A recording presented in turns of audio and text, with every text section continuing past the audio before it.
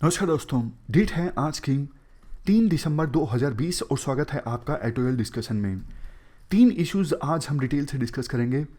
सबसे पहले तमिलनाडु की सरकार ने आदेश दिया है कास्ट रिलेटेड डेटा को कलेक्ट करने का। क्यों? क्योंकि तमिलनाडु में वानियार कम्युनिटी के द्वारा 20% एक्सक्लूसिव रिजर्वेशन की मांग की जा रही है। पूरे इशू को डिटेल से समझेंगे। उसके बाद नेक्स्ट आर्टिकल देश की इकोनॉमिक सिचुएशन के बारे में है और उससे next article India Canada relationship के बारे में है। कनाडा के प्रधानमंत्री ने हाल ही में ये कहा कि इंडियन गवर्नमेंट को फार्मर्स की बात सुननी चाहिए। इंडिया की फॉरेन मिनिस्ट्री ने अपनी स्टेटमेंट में कहा कि ये आपको इस इशू के बारे में पता ही नहीं है और इंडिया के इंटरनल मैटर्स में आप दखल देना बंद कीजिए। तो पूरे इशू को हम डिटेल से समझेंगे। चलिए डिटेल डिस्कशन स्टार्ट करते हैं। First important article caste related data के कलेक्शन के बारे में है। आप जनरल स्टडी पेपर 2 के इस टॉपिक से आर्टिकल को रिलेट कर सकते हो। ये सारे एस्पेक्ट्स हम कवर करेंगे इस आर्टिकल की डिस्कशन में, लेकिन सबसे पहले बात करते हैं कंटेक्स्ट की। देखो, तमिलनाडु में एक पॉलिटिकल पार्टी है पीएमके। ये पॉलिटिकल पार्टी पिछले कुछ दिनों से तमिलनाडु में मांग कर रही है सरकार से कि 20% अलग से रिजर्वेशन दिया जाए वानियार कम्युनिटी को एजुकेशनल इंस्टीट्यूशंस में और गवर्नमेंट जॉब्स में। चूंकि देखो, अगले साल तमिलनाडु में इलेक्शंस हैं, तो सरकार के ऊपर प्रेशर था कि पीएम के पार्टी की इस डिमांड पर कुछ न कुछ एक्शन लिया जाए। तो तमिलनाडु के मुख्यमंत्री ने ये कहा है कि सरकार एक कमीशन का गठन करेगी तमिलनाडु में कास्ट वाइज डेटा को कलेक्ट करने के लिए। आर्टिकल में कहा जाता है, देखो, वैसे सुप्रीम कोर्ट के पास जब कोई केस पहुंचता है किसी कम्युनिटी के रिजर्वेशन से संबंधित, तो सुप्रीम कोर्ट स्टेट गवर्नमेंट को ये आदेश देती है कि आपने इस कम्युनिटी को रिजर्वेशन दिया है, आप अपने डिसीजन को जस्टिफाई करने के लिए क्वांटिफिएबल डेटा प्रेजेंट कीजिए। ऐसा सुप्रीम कोर्ट ने काफ़ी बार किया है। तो वैसे तो तमिलनाडु सरकार ने ये जो कमीशन का गठन करने का फैसला लिया है कास्ट वाइज डेटा को कलेक्ट करने के लिए, ये डेटा काम ही आएगा अगर सुप्रीम कोर्ट के पास केस जाता है। सुप्रीम कोर्ट डेटा मांगती है कि आपने जो रिजर्वेशन दिया है आप डेटा दिखाइए। इसके बाद आर्टिकल में बात की जाती है पिछले कुछ सालों में कुछ कम्युनिटीज़ जैसे गुज्जर, जाट्स, पाटीदार, तमिलनाडु में अभी वानियार, इनके देखो कुछ सेक्शंस अपनी एडवांसमेंट को रिजर्वेशन से जोड़कर देख रहे हैं। इन कम्युनिटी के कुछ लोगों को लगता है अगर रिजर्वेशन हमें मिल जाएगा एजुकेशनल इंस्टीट्यूशंस में और गवर्नमेंट जॉब्स में तो हमारी एडवांसमेंट ज़्यादा होगी। और देखो, कुछ कम्युनिटीज़ तो ऐसी हैं जिनको ऑलरेडी रिजर्वेशन मिला हुआ है। जैसे इस आर्टिकल में हम जो ये वानियार कम्युनिटी की बात कर रहे हैं, इनको रिजर्वेशन प्राप्त है। ये मोस्ट बैकवर्ड क्लासेस में आती हैं। 1987-88 में काफ़ी बड़ा एजिटेशन हुआ था और उसके बाद वानियार कम्युनिटी को मोस्ट बैकवर्ड क्लासेस की कैटेगरी में डाला गया था, यानी अभी इनको रिजर्वेशन प्राप्त है। बट वानियार कम्युनिटी के कुछ लोगों का कहना है हमें जिस कैटेगरी में डाला गया है ना, ये मोस्ट बैकवर्ड क्लासेस की कैटेगरी में, इसमें तो बहुत सारी और भी कास्ट हैं। तो इतनी सारी कास्ट को इस कैटेगरी में डाला गया है, इसलिए हमें रिजर्वेशन का लाभ उतना नहीं मिल पा रहा है जितना मिलना चाहिए। मोस्ट बैकवर्ड क्लासेस को अभी कितना रिजर्वेशन है तमिलनाडु में? 20%।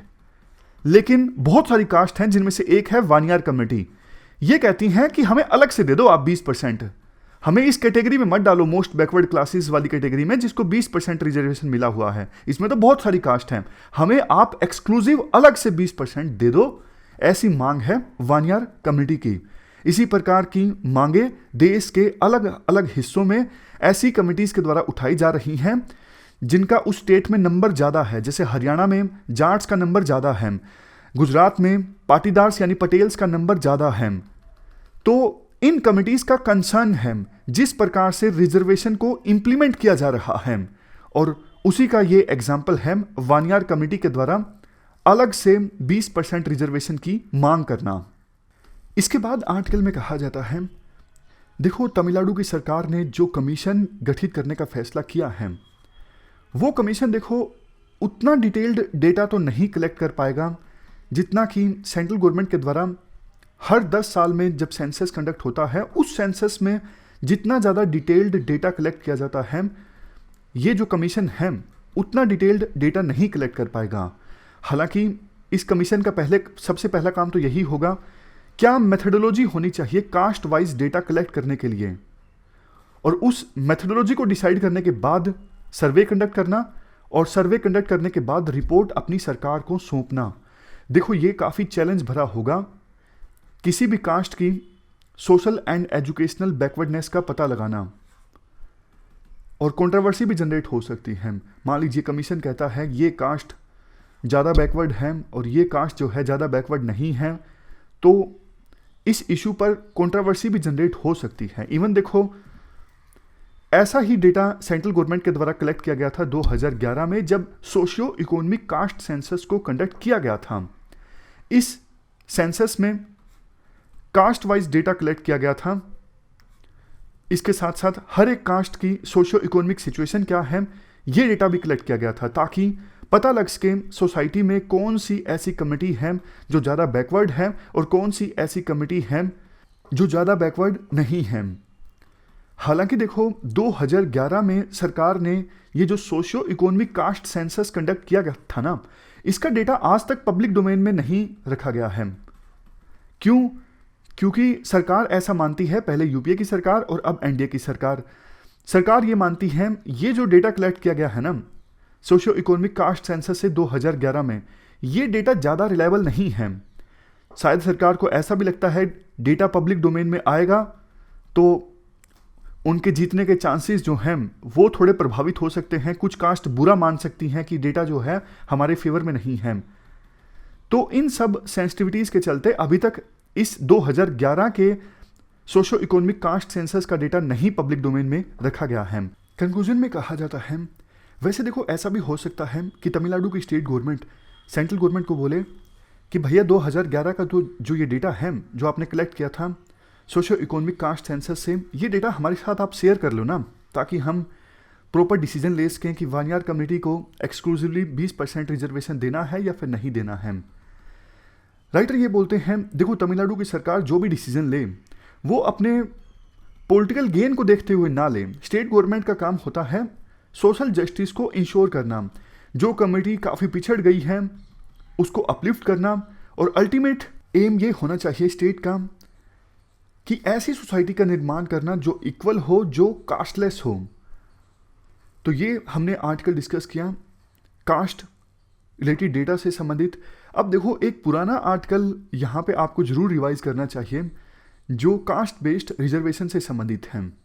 हमारे देश के विभिन्न राज्यों में पिछले कुछ सालों से इकोनॉमिकली और पॉलिटिकली जो डोमिनेंट कम्युनिटीज़ हैं उनके द्वारा मांग की जा रही है उन्हें भी बैकवर्ड टैग दिया जाए ताकि वो भी रिजर्वेशन का लाभ उठा सकें। एग्जाम्पल दिया जाता है आर्टिकल में, जैसे महाराष्ट्र में मराठास, गुजरात में पाटीदार्स, हरियाणा में जाट्स और आंध्र प्रदेश में कापूज।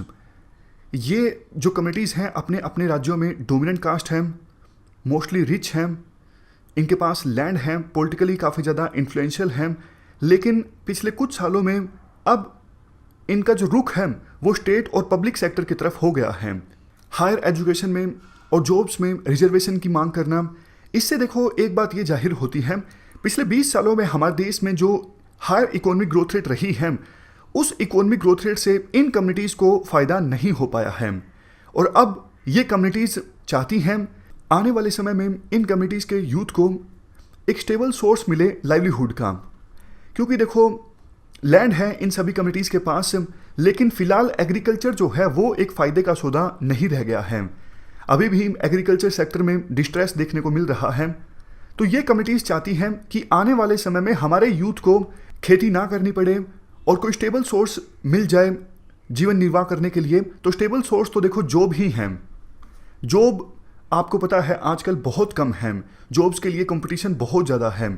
तो इसी वजह से रिजर्वेशन की मांग उठने लगी इन सभी कम्युनिटीज़ की तरफ से। इसके बाद राइटर के द्वारा कहा जाता है, हमने IHDS यानी इंडियन ह्यूमन डेवलपमेंट सर्वे का डेटा उठाया और उस डेटा के आधार पर कंपैरिजन किया। जैसे महाराष्ट्र में मराठास, हरियाणा में जाट्स और गुजरात में जो पटेल्स हैं वो कितने प्रोस्पर्स हैं, उनकी सिचुएशन कैसी है as comparison to respective states में Brahmins, non Brahmin forward caste, existing other backward classes, schedule caste, schedule tribes, इन सब के साथ हमने कंपेयर किया उन कम्युनिटीज़ को जिनके द्वारा अभी फिलहाल रिजर्वेशन की मांग की जा रही है। डेटा से देखो पहली बात ये सामने आती है, अगर कंपेयर करें मराठास, जाट्स और पटेल्स को बाकी कम्युनिटीज़ से, तो ज़्यादा संभावना यही मिलती है कि मराठास, जाट्स और पटेल्स के पास लैंड होगा और वो उस लैंड पर खेती कर रहे होंगे। दूसरा पॉइंट डेटा की सहायता से ये पता लगता है, महाराष्ट्र में मराठास का जो पर कैपिटा कंजप्शन एक्सपेंडिचर है, पर कैपिटा कंजप्शन एक्सपेंडिचर मतलब एक पर्सन के द्वारा कितना खर्च किया जाता है, तो महाराष्ट्र में मराठास का जो पर कैपिटा कंजम्पशन एक्सपेंडिचर है वो देखो महाराष्ट्र के ब्राह्मण्स से कम है। मतलब महाराष्ट्र के जो ब्राह्मण्स हैं वो ज़्यादा खर्च करते हैं एज कंपेरिजन टू मराठास। लेकिन मराठास का जो पर कैपिटा कंजम्पशन एक्सपेंडिचर है वो बराबर है दूसरी फॉरवर्ड कास्ट के या फिर ओबीसी में जो कास्ट आती हैं उनके, और काफ़ी ज़्यादा है एससी और एसटी के। मतलब एससी और एसटी जो है उनका पर कैपिटा कंजम्पशन एक्सपेंडिचर सबसे कम है। उसके बाद महाराष्ट्र में मराठास, दूसरी फॉरवर्ड कास्ट और ओबीसी की दूसरी कास्ट, इन सब का per capita consumption expenditure almost equal है, और महाराष्ट्र ब्राह्मण्स का जो पर कैपिटा एक्सपेंडिचर है वो सबसे ज़्यादा है। अगर देखो हम एवरेज माने तो मराठास जो पुअर हैं वो उतने ही पुअर हैं जितने कि ब्राह्मण्स पुअर हैं, या फिर दूसरी जो फॉरवर्ड कास्ट के जो लोग हैं वो गरीब हैं। लेकिन मराठास जो हैं वो कम गरीब हैं एज कंपेरिजन टू ओबीसी या फिर SC STs. Maratha households के पास ग्रेटर एक्सेस है इलेक्ट्रिसिटी की as comparison to SC and STs. इस प्रकार का देखो और भी काफ़ी सारा डेटा है जो एग्जाम के लिए इतना इंपॉर्टेंट नहीं है, आप इस डेटा को याद मत रखिएगा। लेकिन एसेंस इस पूरे डेटा का एक निकलता है। ज़्यादातर सोशो इकोनॉमिक इंडिकेटर्स के हिसाब से हम देखें तो मराठास की जो सिचुएशन है महाराष्ट्र में वो देखो दूसरे नंबर पे अच्छी है। सबसे पहले नंबर पे तो ब्राह्मण्स आते हैं। सोशो इकोनॉमिक इंडिकेटर्स के हिसाब से ब्राह्मण्स की पोजीशन सबसे ज़्यादा अच्छी है महाराष्ट्र में, और दूसरा नंबर आता है मराठास का। एज कंपेरिजन टू दूसरे जो सोशल ग्रुप्स हैं उनके हिसाब से अगर कंपेयर करें तो मराठास की जो पोजीशन है वो काफ़ी अच्छी है। ब्राह्मण्स के बाद दूसरा नंबर मराठास का ही आता है महाराष्ट्र में। देखो मेन जो रीज़न है जिसकी वजह से विभिन्न कम्युनिटीज़ के द्वारा रिजर्वेशन की मांग की जा रही है वो है एक्सेस टू गवर्नमेंट जॉब्स। लेकिन सरप्राइजिंग फैक्ट ये है कि महाराष्ट्र में फिलहाल गवर्नमेंट जॉब्स में मराठास का जो एक्सेस है वो देखो ब्राह्मण्स के एक्सेस के बराबर है, और गवर्नमेंट जॉब्स में मराठास को जो एक्सेस है महाराष्ट्र में वो काफ़ी ज़्यादा है as comparison to other forward caste या फिर ओबीसीज, इवन एससी और एसटीज। इसके बाद राइटर कहती हैं, डेटा की सहायता से हमने ये वेरीफाई करने की कोशिश की क्या कुछ ऐसा हुआ है कि पिछले कुछ सालों में मराठास की जो सिचुएशन है वो बहुत ख़राब हो गई है एज कंपेरिजन टू दूसरे जो सोशल ग्रुप्स हैं। तो हमें आंसर मिला नो। मतलब ऐसा कुछ नहीं हुआ है कि पिछले कुछ सालों में मराठास की जो सिचुएशन है वो ख़राब हुई है एज कंपेरिजन टू दूसरे सोशल ग्रुप्स, बल्कि एवरेज पर कैपिटा एक्सपेंडिचर के हिसाब से देखें तो मराठास की जो सिचुएशन है वो पिछले कुछ सालों में इम्प्रूव हुई है। अगर देखो गरीब होने की प्रोबेबिलिटी के हिसाब से देखें तो भी सिचुएशन ख़राब नहीं हुई है, लेकिन कुछ सबूत ऐसे ज़रूर मिले हैं कि खेती करने की जो प्रोबेबिलिटी है वो ज़रूर डिक्लाइन हुई है, वो ज़रूर कम हुई है, और इसी वजह से इन कम्युनिटीज़ में एंजाइटी देखने को मिल रही है और वो रिजर्वेशन की मांग कर रही हैं। देखो मराठास मुख्य रूप से एग्रीकल्चर कम्युनिटी हैं जिनको फ़ायदा हुआ ग्रीन रेवोल्यूशन से, वाइट रेवोल्यूशन से। लेकिन 1990 के बाद से ही इंडियन इकोनॉमी का स्ट्रक्चरल ट्रांसफॉर्मेशन हो गया। पहले इंडिया की इकोनॉमी एग्रीकल्चर डिपेंडेंट हुआ करती थी, लेकिन आज के समय में एग्रीकल्चर का कंट्रीब्यूशन देश की जीडीपी में बहुत ही कम है। एग्रीकल्चर की इंपॉर्टेंस कम हुई है, कॉर्पोरेटाइज्ड एग्रीकल्चर की ग्रोथ देखने को मिली है, वाटर शॉर्टेज है जिस वजह से खेती में उतनी प्रोडक्टिविटी नहीं रह गई है जितनी पहले हुआ करती थी। तो मराठा जैसी जो कम्युनिटीज़ हैं जो मुख्य रूप से एग्रीकल्चर के काम में लगी हुई हैं ये वल्नरेबल महसूस करती हैं आज के समय में। लेकिन देखो डेटा से हमें ये पता लगता है मराठास का जो कैजुअलाइजेशन ऑफ लेबर फोर्स का लेवल है वो अभी भी काफ़ी कम है। कैजुअलाइजेशन ऑफ लेबर फोर्स का मतलब क्या होता है? मतलब ये होता है कि परमानेंट जॉब ना मिलके या तो कभी कभी जॉब मिले या फिर कॉन्ट्रैक्ट बेसिस पे जॉब मिले, इस फेनोमेनन को कहते हैं कैजुअलाइजेशन ऑफ लेबर फोर्स। लेकिन मराठास में कैजुअलाइजेशन ऑफ लेबर फोर्स जो है वो काफ़ी कम है एज कंपेरिजन टू ओबीसी या फिर एससी और एसटीज। मेनली देखो देश की पावरफुल फार्मिंग कम्युनिटी में एक प्रकार की नाराजगी है कि जो फिलहाल रियल इकोनॉमिक पावर है वो बड़ी बड़ी कॉरपोरेशंस के हाथों में है, स्टेट के हाथों में है, और बड़ी बड़ी कॉरपोरेशंस और स्टेट सिर्फ अपने हित में काम करता है, फार्मिंग कम्युनिटी के हित में काम नहीं करता है। इन कम्युनिटीज़ को ऐसा लगता है कि पावर जो है वो हमारे हाथों से खिसक रही है, पावर कॉन्सेंट्रेट हो रही है धीरे धीरे अर्बन एरियाज़ में, लेकिन अभी हम तैयार नहीं हैं कि हम अर्बन एरियाज़ में शिफ्ट हो जाएं या फिर फॉर्मल सेक्टर में लाइवलीहुड अपॉर्चुनिटीज़ की तलाश कर सकें। इसी वजह से जॉब्स में रिजर्वेशन की मांग उठती है इन कमिटीज़ की तरफ से। इसके बाद आर्टिकल में ये कहा जाता है, देखो इन कमिटीज़ की जो ये परसेप्शन है कि हमारी सिचुएशन काफ़ी ख़राब हुई है, डेटा की सहायता से ऐसा लगता नहीं है कि वास्तव में इन कमिटीज़ की जो सिचुएशन है पिछले कुछ सालों में ख़राब हुई है। एविडेंस जो है ग्राउंड पर वो कुछ और ही इशारा करते हैं। तो कहने का मतलब ये है कि रिजर्वेशन की जो मांग उठ रही है वो एग्रीकल्चर सेक्टर में क्राइसिस के कारण उठ रही है। तो सरकार को एग्रीकल्चर सेक्टर में जो क्राइसिस हैं उनको एड्रेस करना होगा ताकि इन कमिटीज़ की जो एंजाइटी है वो एंजाइटी कम हो और ये कमिटीज़ वल्नरेबल महसूस ना करें। अगर इन कमिटीज़ को रिजर्वेशन मिल भी जाता है तो भी इन कमिटीज़ की जो ग्रीवेंसेस हैं उनका समाधान रिजर्वेशन नहीं है, क्योंकि देखो जॉब्स बहुत ज़्यादा कम हैं।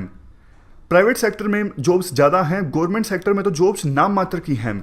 तो नाम मात्र की जॉब्स इन कमिटीज़ के कुछ लोगों को मिल भी जाएगी तो क्या इन कमिटीज़ की जो सिचुएशन है वो इम्प्रूव होगी? नहीं होगी। जबकि देखो डेटा ये भी शो करता है जो एग्जिस्टिंग ओबीसी हैं, यानी अभी जिनको ओबीसी में रिजर्वेशन मिला हुआ है या फिर एससी और एसटी में रिजर्वेशन मिला हुआ है, उनकी सिचुएशन अभी भी काफ़ी ज़्यादा ख़राब है as comparison to upper caste. तो जब डोमिनेंट कमिटीज़ को रिजर्वेशन मिलता है तो इनकी जो सिचुएशन है वो और ज़्यादा ख़राब होती है, ओबीसीज़ की, एससी की और एसटीज़ की। इन कमिटीज़ की जो इंटाइटलमेंट है वो और ज़्यादा डाइल्यूट होती है। महाराष्ट्र में मराठास की देखो दो मेन डिमांड्स हैं। एक तो उनको भी रिजर्वेशन मिलना चाहिए। महाराष्ट्र में एक एक्ट बना, अलग से कैटेगरी बनाई गई और उनको मराठास को 16% रिजर्वेशन मिला। मामला बॉम्बे हाईकोर्ट में पहुंचा। बॉम्बे हाईकोर्ट ने महाराष्ट्र को कहा कि महाराष्ट्र बैकवर्ड कमीशन की जो रिपोर्ट थी उसमें यह रिकमेंड किया गया था कि मराठास को 12% रिजर्वेशन मिले, जबकि आपने 16% दे दिया। एज सच देखो बॉम्बे हाईकोर्ट ने एक्ट को स्ट्राइक डाउन नहीं किया है, यानी रिजर्वेशन जो दिया गया है उसे अपहोल्ड किया है। मामला सुप्रीम कोर्ट में पहुंचेगा और देखना यह है कि सुप्रीम कोर्ट भी इसे जायज़ ठहराती है। मराठास को जो अलग से कैटेगरी बना के रिजर्वेशन दिया गया है, सुप्रीम कोर्ट इसे जायज़ ठहराती है या फिर नहीं ठहराती है। दूसरी डिमांड मराठास की महाराष्ट्र में ये है कि जो scheduled caste and scheduled tribes prevention of atrocities act 1989 है, इसे एबोलिश कर दिया जाए, इसे स्ट्राइक डाउन कर दिया जाए। आर्टिकल में कहा जाता है, देखो मराठास को रिजर्वेशन मिल गया है अभी फ़िलहाल, और 10% रिजर्वेशन फॉरवर्ड कास्ट के इकोनॉमिकली वीकर सेक्शंस के लोगों को भी मिला है। इससे देखो हमारे देश में कास्ट सिस्टम एबोलिश होने के बजाय और ज़्यादा इंट्रेंच हो रहा है। मांग चल रही है महाराष्ट्र में कि एससी एसटी एट्रोसिटीज़ जो एक्ट है उसे ख़त्म कर दिया जाए, लेकिन अभी भी दलित्स की लिंचिंग्स देखी जा सकती हैं देश के विभिन्न इलाकों में। काउ प्रोटेक्शन के नाम पर उनसे उनका जो लाइवलीहुड है वो छीना जा रहा है। इंटरकास्ट मैरिज करने पर वायलेंस होता है। मंदिर में एंट्री करने पर भी वायलेंस के केसेस देखे जा सकते हैं। अनटचेबिलिटी जिसको काफ़ी पहले ख़त्म हो जाना चाहिए था, किसी न किसी फॉर्म में देश के विभिन्न इलाकों में आज भी एग्जिस्ट करती हैं। तो इन सब चीज़ों को देखते हुए हमें ये डिस्कस करना चाहिए कास्ट सिस्टम जो है वो कैसे ख़त्म किया जा सकता है, कास्ट हायरार्की जो है वो कैसे ख़त्म की जा सकती है। हमें ऐसे स्टेप्स नहीं लेने चाहिए जिससे कास्ट हायरार्की जो है वो और ज़्यादा स्ट्रेंथन हो। तो ये पूरा आर्टिकल हमने डिस्कस किया। कुछ 2-3 और इम्पोर्टेंट पॉइंट्स हैं। देखो 1970s में और 80s में उस समय रिजर्वेशन की मांग होती थी सोशल सिस्टम के बेस पर, लेकिन आज के समय में जो रिजर्वेशन की मांग होती है वो इकोनॉमिक बैकवर्डनेस के आधार पर होती है कि हम गरीब हैं, हमारी सिचुएशन अच्छी नहीं है, इसलिए हमें रिजर्वेशन दे दिया जाए। रिजर्वेशन के टॉपिक को बहुत ज़्यादा मिसयूज़ किया जाता है पॉलिटिकल पार्टीज़ के द्वारा। कोई भी पॉलिटिकल पार्टी हो जो विपक्ष में होती हैं वो रिजर्वेशन के मुद्दे को ज़्यादा हवा देने की कोशिश करती है ताकि लोग नाराज़ हों और सरकार से हमें ज़्यादा वोट मिले जब इलेक्शंस हों। आवश्यकता ये है कि फ्रेश अपॉर्चुनिटीज़ क्रिएट की जाए सरकार के द्वारा, जितनी ज़्यादा देखो जॉब्स जनरेट होंगी उतनी ही इस प्रकार की जो मांग है रिजर्वेशन की वो डाइल्यूट होती जाएगी। और सरकार को कोशिश ये भी करनी चाहिए, सरकार की जो भी स्कीम्स या फिर प्रोग्राम्स हैं उनका फ़ायदा सभी लोगों को पहुँचे, इम्प्लीमेंटेशन इन स्कीम्स और प्रोग्राम्स का अच्छा हो। तो ये पूरा आर्टिकल हमने डिस्कस किया रिजर्वेशन से संबंधित। चलते हैं आगे। नेक्स्ट आर्टिकल देश की इकोनॉमिक सिचुएशन के बारे में है। आप जनरल स्टडी पेपर 3 के इस टॉपिक से आर्टिकल को रिलेट कर सकते हो। करंट फाइनेंशियल ईयर के सेकेंड क्वार्टर में हमारे देश की जो इकोनॉमिक ग्रोथ रेट है वो रही -7.5%, यानी देश की जो जीडीपी है श्रिंक हुई बाय 7.5%। जबकि देखो करंट फाइनेंशियल ईयर के फर्स्ट क्वार्टर में देश की इकोनॉमी श्रिंक हुई थी बाय 24%, क्योंकि लॉकडाउन लगा था जैसा आपको पता है। तो वैसे देखो फर्स्ट क्वार्टर में देश की इकोनॉमी श्रिंक हुई बाय 24% और सेकंड क्वार्टर में देश की इकोनॉमी श्रिंक हुई बाय 7.5%। तो कुछ इकोनॉमिस्ट होप व्यक्त कर रही हैं कि फोर्थ क्वार्टर में देश की जो इकोनॉमिक ग्रोथ रेट है वो फिर से पॉजिटिव में आ जाएगी, मतलब बजाय श्रिंक होने के एक्सपेंड होगी देश की इकोनॉमी चौथे क्वार्टर में। बट वो राइटर जिन्होंने ये आर्टिकल लिखा है वो इस उम्मीद से, इस होप से इत्तेफाक नहीं रखते हैं। काफ़ी सारे अपने कंसर्न्स व्यक्त करते हैं राइटर। सबसे पहले तो वो ये बोलते हैं कॉर्पोरेट सेक्टर के द्वारा जो क्वार्टरली रिटर्न्स फाइल किए जाते हैं उस डेटा में काफ़ी सारी कमियां होती हैं, वो डेटा इतना सही नहीं होता, एक्यूरेसी कम होती है। राइटर ये भी बोलते हैं कि मैन्युफैक्चरिंग सेक्टर से संबंधित डेटा और इंडेक्स ऑफ इंडस्ट्रियल प्रोडक्शन से संबंधित डेटा दोनों में कंसिस्टेंसी नहीं देखने को मिल रही है। इसके बाद राइटर ये बोलते हैं अभी भी देखो देश में जो एग्रीगेट डिमांड है वो काफ़ी ज़्यादा वीक है। आपको पता है मार्केट में डिमांड का होना बहुत ज़्यादा ज़रूरी है। डिमांड होगी तभी कंपनीज प्रोड्यूस करेंगी, तभी इकोनॉमिक एक्टिविटीज़ ज़्यादा होंगी, तभी इकोनॉमी ग्रो करेगी। नेक्स्ट, वैसे गवर्नमेंट देखो बार बार बोलती तो है कि हमने काफ़ी स्टेप्स लिए हैं इकोनॉमी को स्टिमुलेट करने के लिए, फिर से पटरी पर लाने के लिए, बट गवर्नमेंट के द्वारा ज़्यादा एक्सपेंडिचर नहीं किया गया है डिमांड को जनरेट करने के लिए। लेकिन गवर्नमेंट का डेट टू जीडीपी रेशो जो है वो बढ़ गया है। ऐसा क्यों? मतलब अभी भी तो हमने डिस्कस किया ना कि गवर्नमेंट ने ज़्यादा खर्चा नहीं किया है। ज़्यादा खर्चा नहीं किया है तो फिर डेट टू जीडीपी रेशो कैसे बढ़ गया? देखो डेट टू जीडीपी रेशो इसलिए बढ़ गया क्योंकि जितना रेवेन्यू एस्टिमेट किया गया था बजट में कि इस साल इतना रेवेन्यू गवर्नमेंट को प्राप्त होगा, उतना रेवेन्यू गवर्नमेंट को प्राप्त नहीं हुआ है। तो जितना रेवेन्यू नहीं प्राप्त हुआ है, मान लीजिए एस्टिमेट लगाया गया था 100 यूनिट का, रेवेन्यू प्राप्त होगा सिर्फ 70 यूनिट, तो बचा हुआ 30 यूनिट तो गवर्नमेंट को उधार लेना पड़ेगा ना मार्केट से। इसी वजह से उधार गवर्नमेंट ने लिया और वो डेट इंक्रीज हो गया। तो इसे आप एक्स्ट्रा एक्सपेंडिचर नहीं बोल सकते, ये तो बस जो रेवेन्यू का लॉस हुआ गवर्नमेंट को उसको पूरा करने के लिए गवर्नमेंट ने उधार लिया, इसीलिए डेट टू जीडीपी रेशो बढ़ गया है। देश में जो क्रेडिट ग्रोथ है वो भी कम है। क्वार्टर 2 में थी 5.1%, जबकि सेम क्वार्टर में पिछले साल थी 8.8%। क्रेडिट ग्रोथ मतलब एनबीएफसी या फिर बैंक्स जो क्रेडिट देती हैं ना इंडिविजुअल को या फिर कॉर्पोरेट ग्रुप्स को या फिर फर्म्स को, ताकि वो नया बिजनेस स्टार्ट करें या फिर अपने पुराने बिजनेस को एक्सपेंड कर सकें। यानी लोन कम दिया जा रहा है बैंकों के द्वारा और एनबीएफसी के द्वारा। सिंपल मतलब कहने का ये है। नेक्स्ट पॉइंट है बैलेंस ऑफ पेमेंट से संबंधित। देखो चीफ इकोनॉमिक एडवाइजर ने कहा था कि इस फाइनेंशियल ईयर में बैलेंस ऑफ पेमेंट सरप्लस में रह सकता है। राइटर कहते हैं देखो ये तो बेसिक इकोनॉमिक्स वाली बात है, किसी भी डेवलपिंग कंट्री के लिए अगर बैलेंस ऑफ पेमेंट सरप्लस में रहता है तो ये तो कोई अच्छी बात नहीं है। इसका मतलब तो ये हुआ वो देश इंपोर्ट कम कर रहा है और एक्सपोर्ट ज़्यादा कर रहा है, जबकि देखो डेवलपिंग कंट्री में इंपोर्ट भी काफ़ी इंपॉर्टेंट होता है। फिलहाल ऐसा तो है नहीं कि हमारे देश में ऑयल की प्रोडक्शन काफ़ी ज़्यादा बढ़ गई हो, इस वजह से हमारा इंपोर्ट कम हो गया हो, ऐसा कुछ नहीं हुआ है। हम इंपोर्ट कम कर रहे हैं, इसका मतलब हम for example oil come purchase कर रहे हैं पहले के अपेक्षाकृत। ऑयल हम कम परचेज कर रहे हैं, इसका मतलब तो ये हुआ कि हमारे देश में ऑयल की खपत कम हुई है, यानी इकोनॉमिक एक्टिविटीज़ कम हो रही हैं। तो ये भी एक कंसर्न है राइटर के लिए।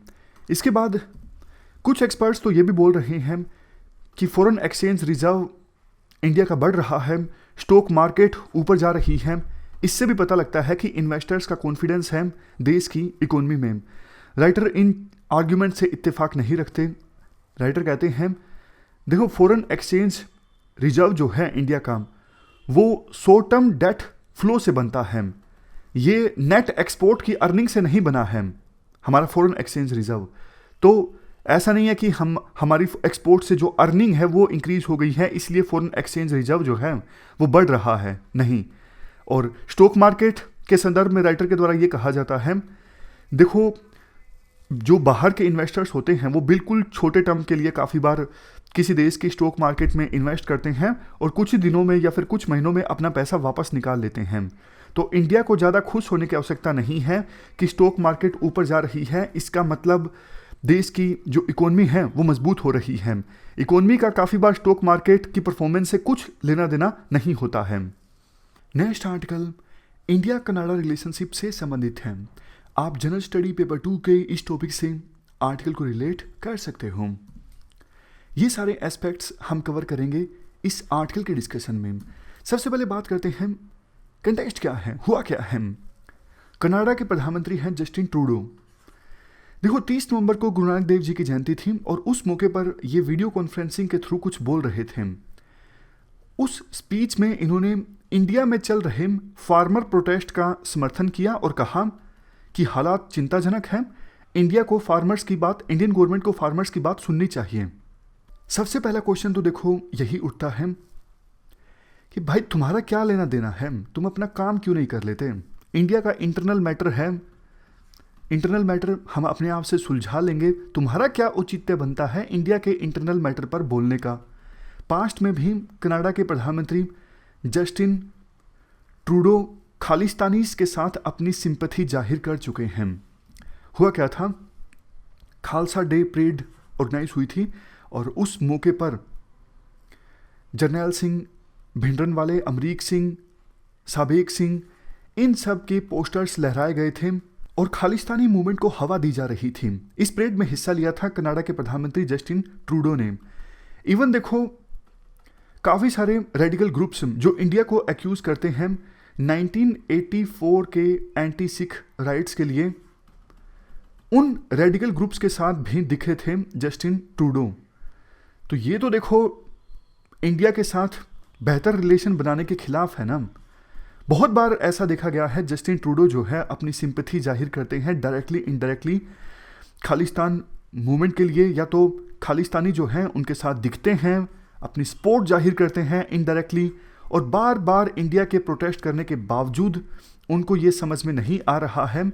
इंडिया इस इशू को लेके काफ़ी ज़्यादा सेंसिटिव है। इवन देखो कनाडा में 16 गुरुद्वाराज ने रोक लगा दी थी काउंसलर, ऑफिशियल्स, आरएसएस और शिवसेना के मेंबर्स के इन गुरुद्वाराज में आने पर, तो भी कनाडा की सरकार ने कुछ नहीं किया।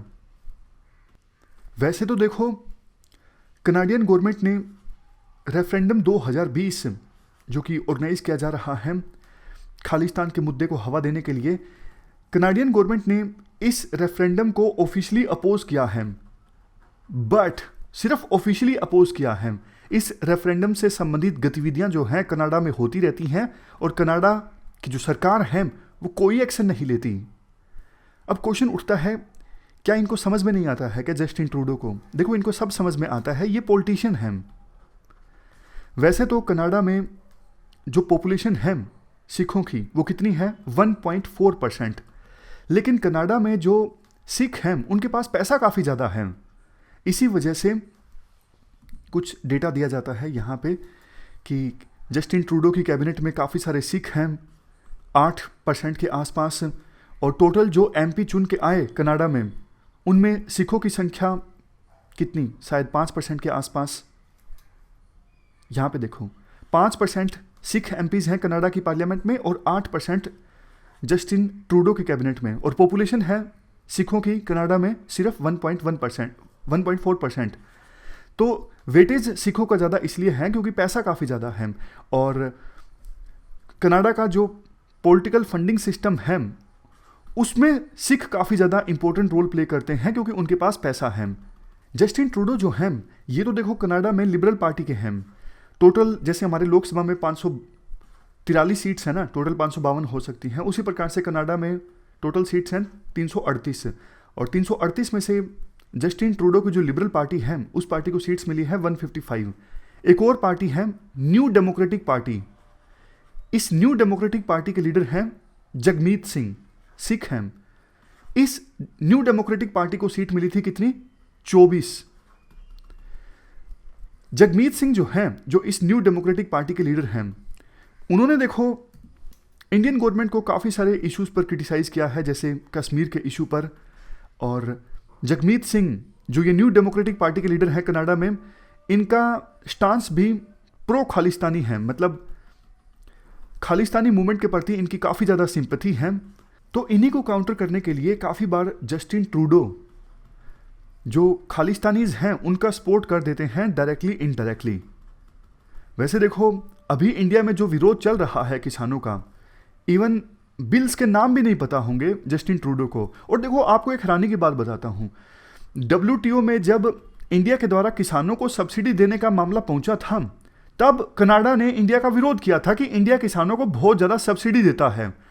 देखो कितना ज़्यादा दोगलापन है, मतलब WTO में आप विरोध करते हो इंडियन गवर्नमेंट का कि इंडियन गवर्नमेंट किसानों को क्यों सब्सिडी दे रही है, और वैसे आप बोलते हो कि इंडियन गवर्नमेंट को किसानों की बात सुननी चाहिए। लास्ट में ये कहा जाता है कि ऐसा लग रहा था कि अपने नए कार्यकाल में जस्टिन ट्रूडो इंडिया के साथ बेहतर रिलेशंस बनाने पर फोकस करेंगे, क्योंकि कनाडा को अभी इंडिया की आवश्यकता भी है।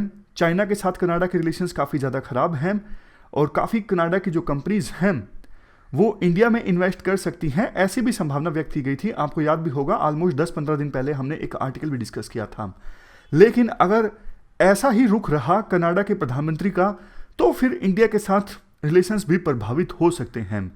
देखो ऑलमोस्ट 2 साल पहले कनाडा के प्रधानमंत्री ना भारत की यात्रा पर आए थे, और गवर्नमेंट ने बिल्कुल इग्नोर कर दिया था कनाडा के प्रधानमंत्री को उस विजिट के दौरान। यानी जैसे जब देखो कोई प्रधानमंत्री आता है दूसरे देश का, तो प्रधानमंत्री मोदी ट्वीट करते हैं, सरकार के विभिन्न मिनिस्टर्स गर्मजोशी से मिलते हैं, लेकिन नहीं, बिल्कुल इग्नोर कर दिया था सरकार ने कनाडा के प्रधानमंत्री को। दिखा दिया था कि भाई देख लो, तुम खालिस्तानी मूवमेंट को हवा देते हो तो बस हमारा तो यही रुख रहेगा, कोई रिस्पेक्ट नहीं है हमारी आपके प्रति। लेकिन उस घटना से जो इग्नोर किया गया था इनको इंडिया की विजिट के दौरान, उससे इन्होंने कुछ सीखा नहीं है कि आप पॉलिटिक्स को अलग रखिए डिप्लोमेसी से। ये डिप्लोमेसी के अंदर पॉलिटिक्स आप मत शामिल कीजिए, इससे रिलेशन खराब ही होंगे इंडिया और कनाडा के। तो ये हमने पूरा आर्टिकल डिस्कस किया इंडिया कनाडा रिलेशनशिप के बारे में। हमारी आज की इस डिस्कशन में इतना ही है। Thank you very much for discussion.